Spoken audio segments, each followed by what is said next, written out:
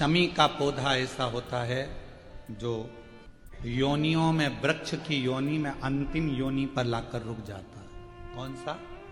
शमी। इसलिए पंचदशमी पंच शनि पूजन की महत्वता होती है। क्यों कहा जाता है कि अगर कोई आपको ज्यादा परेशान कर रहा है, बहुत टेंशन दे रहा है, बहुत ज्यादा अगर वो इतना हताश हो गए कि आपने सोच लिया अब तो मर जाऊं तो अच्छा है, इसका नाम लिख जाऊं, ये सब चीज करने से अच्छा है पांच दशमी। दशमी जानते हो?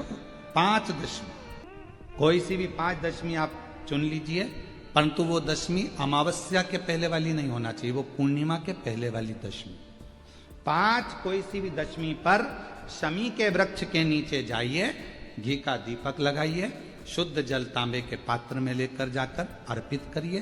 पहले दीप जलाना, उसके बाद शमी के पौधे में जल डालना और पौधे उस वृक्ष के नीचे बैठकर जल चढ़ाकर वहीं पर एक चावल का दाना समर्पित कर कर बाबा से प्रार्थना करना कि बाबा मुझे बहुत कष्ट है, ये मेरा एक तकलीफ मुझे दे रहा है, बस आप मेरी तकलीफ को दूर करना।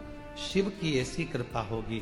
पांच शमी पूजन, दशमी के भाव से दशमी आपके यहाँ पर भी पूजन, दशमी पे हमारे यहाँ शमी के पत्र की बड़ी पूजन का महत्व है। पांच दशमी पांच शमी पूजन कर ली जाती है तो जो भी आपका द्रोही होता है वो आपसे दूर हो जाता है या आपसे स्नेह कर कर आपके करीब आ जाता है।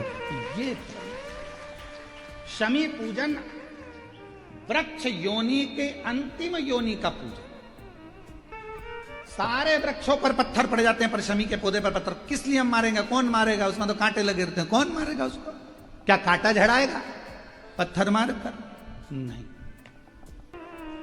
हम तो यहां तक कहेंगे कि शमी की आराधना साधना आपके द्रोहियों को, दुश्मनों को भी दूर कर देती। और मेरी जीजियों, मेरे जीजाओं, मेरी बेटियों, बेटाओं, मेरी माताओं, मेरे बुजुर्ग माता पिता स्मरण करें, जब जब यदि आपका हृदय दुखे, मन दुखे, तो एक शमी की पत्ती को शंकर के शिवलिंग पर जरूर चढ़ाएं, सारे दुख अपने आप समाप्त होना प्रारंभ। शमी का तो कोई कहे क्या वृक्षों में, पौधों में, पत्तियों में भी क्या, ये वृक्षों के अंदर भी क्या जीव होता है? क्या इसमें भी प्राण होते हैं? होते हैं, इसमें भी प्राण। ये भी ऑक्सीजन लेना छोड़ना सब कार्य इनका चालू है, ये भी जीवित है। जल नहीं मिलेगा मर जाएंगे, जल गया समाप्त। कर्म का भोग मनुष्य को भोगना, भगवान को मानो चाहे ना मानो, भजन करो चाहे ना करो, सत्संग करो चाहे ना करो, लोटा भर के जल चढ़ाओ चाहे ना चढ़ाओ, मंत्र जाप करो चाहे ना करो, पुराण सुनो चाहे ना सुनो, पर आपको अपने कर्म का भोग तो भोगना है। और कबीरदास जी ने बड़ी सुंदर भाषा में कहा है कि गुरु की करनी गुरु भरेगा और चेला की करनी चेला, और उड़ जाएगा हंस।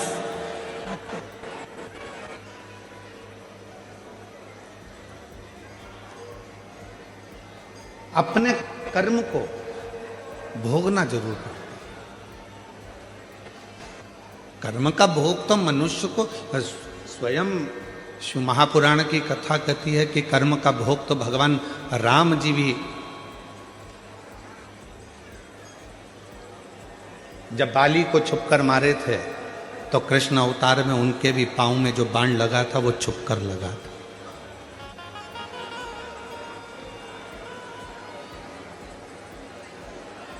आप अच्छा कर्म करेंगे अच्छा प्राप्त होगा।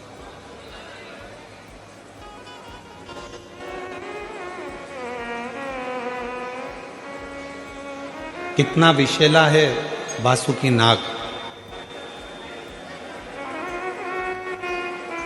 कितना विशेला है। स्कंद पुराण में वर्णन आता है कि वासुकी नाग एक ऐसा नाग था जो नाग हर 10 मिनट के अंदर अपना थोड़ा थोड़ा विष उगला करता, हर 10 मिनट के अंदर।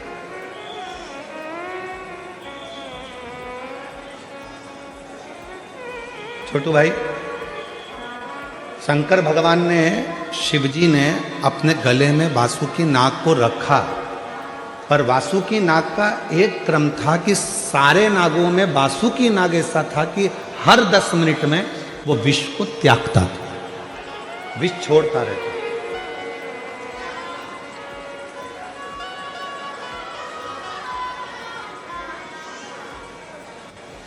और वासुकी नाग जब विष को छोड़ता रहता था तो शिवजी से कहा भगवान ब्रह्मा ने, ये वासुकी है, ये विष निकालता रहेगा, आप इसको गले में मत रखो। शंकर भगवान ने कहा भले ये विष छोड़ता है पर इसको मुझे अपने करीब में रखना जरूरी है, वरना कोई भी इसको स्वीकार नहीं करेगा, तो ऐसे तो तुम नष्ट हो जाओगे। शंकर भगवान ने कहा अच्छा करने वाले को दुनिया में किसी की सामर्थ्यता नहीं है कि कभी कोई नष्ट कर दे, उसको बर्बाद कर, किसी की सामर्थ्यता नहीं है। आप अच्छा कर्म करते चलो, आप अच्छा कार्य करते चलो, आप भूखे को भोजन, प्यासे को पानी, किसी गरीब बच्चे को शिक्षा की जरूरत है उसको शिक्षा दिलाइए, किसी को चिकित्सा की जरूरत है उसको चिकित्सा दिलाइए, किसी के बच्चों का विवाह है, नहीं है उसकी इतनी सामर्थ्यता तो मंगल विवाह करने का प्रयास करें, कुछ अच्छा करते चलो।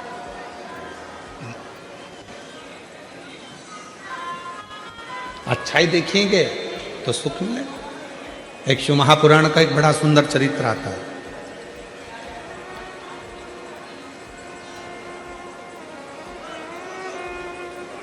एक संत, शायद तुकाराम बाबा का ये चरित्र है, एक संत स्नान कर कर वापिस आए और उनसे ईर्ष्या रखने वाला पेड़ पर पान खाकर बैठ गए। संत निकल कर आते, संत जैसे ही निकल कर आते और वो पान खाने वाला व्यक्ति ऊपर से बैठकर उनके ऊपर पान थूक देते। संत वापिस जाते, स्नान करते, फिर आते, फिर उनके ऊपर कोई पान थूक देते। संत पर बार बार बार बार पान थूका गया, आखिरी में मुख में पान का पीक, थूक खत्म हो गया। वो पेड़ पे से नीचे उतरा, संत के चरणों को प्रणाम कर कर बोला कि बाबा, इतनी बार मैं आपके ऊपर थूका, इतनी बार मैंने पान का पीक आपके ऊपर थूका, आपके मुख से एक भी अपशब्द नहीं निकला, आपने मुझे आड़ा टेढ़ा नहीं कहा, श्राप नहीं दिया, गाली नहीं दी, अपशब्द नहीं कहे। संत बोले तू मेरे पाँव मत पकड़, मैं तेरे पाँव पकड़ता हूँ। आज तेरे इस पान थूकने के चक्कर में हमेशा गंगा एक बार नहाता था, आज 108 बार मुझे गंगा नहाने का मौका मिला। आज 108 बार मैंने गंगा का स्नान करा है और ये तेरे कारण करा है, ये तेरे कारण, ये कोई दूसरा नहीं करता।